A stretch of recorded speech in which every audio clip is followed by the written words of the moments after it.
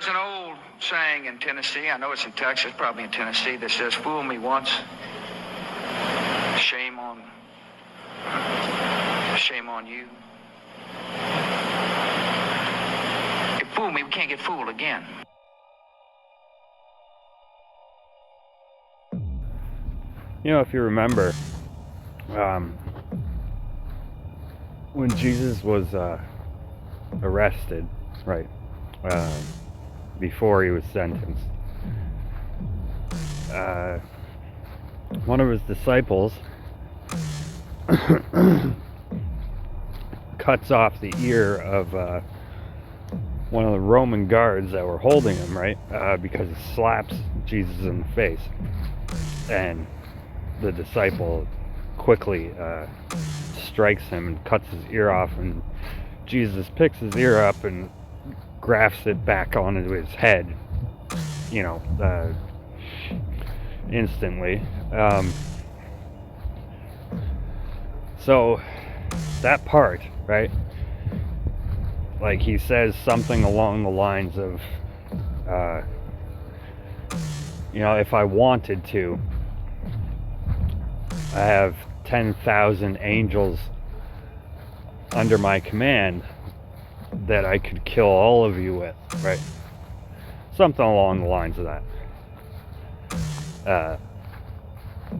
But because he's righteous, he doesn't, right? Like, I haven't read the Bible in a long time. It's been about 4 years now. But I remember it. I remember all the parts I'm supposed to remember. And it makes me think, like, well, okay, if the Antichrist, or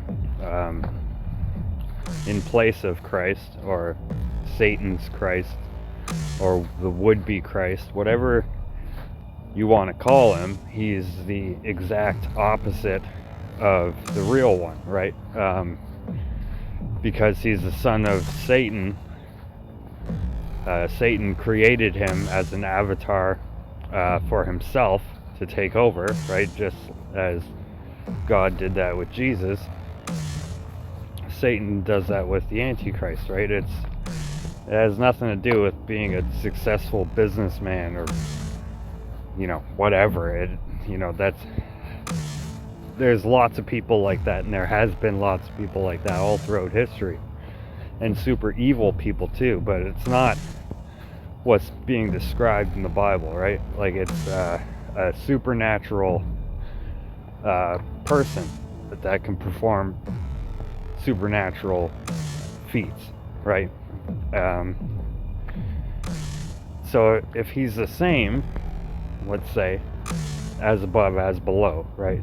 So everything that God has done, Satan can do, right? Mimic it. So I think that this three-eye atlas,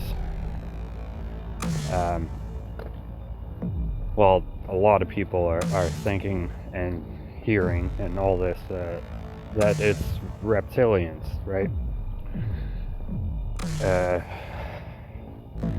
So the thing is, okay,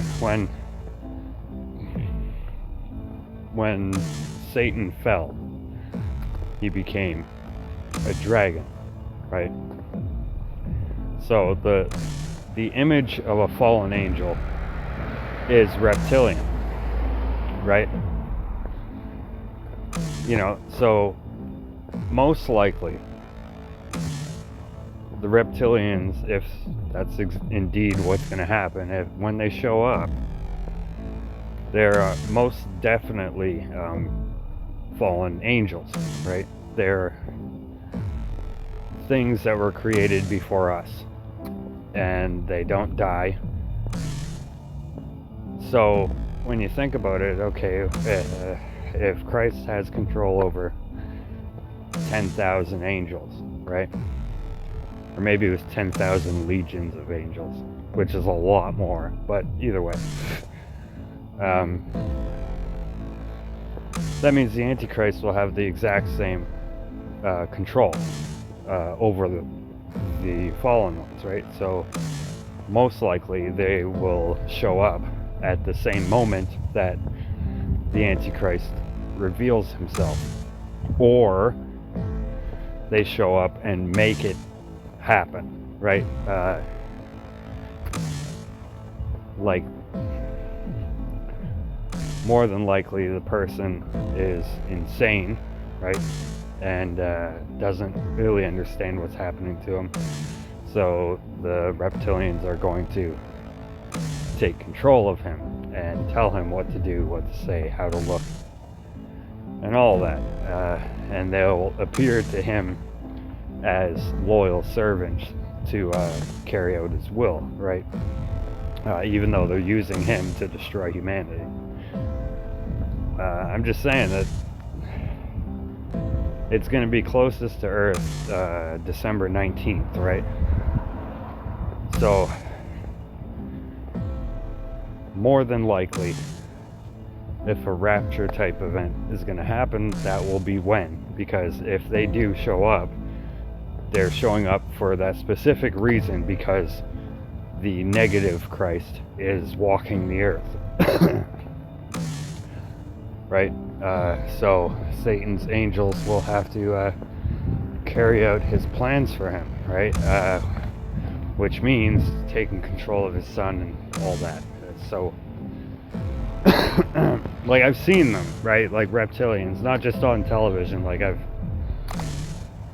I've perceived them in my mind as they attack me during sleep paralysis, and they're really horrifying, right? Like, I met Satan, or Samael, whatever, the giant dragon in the sun. Like,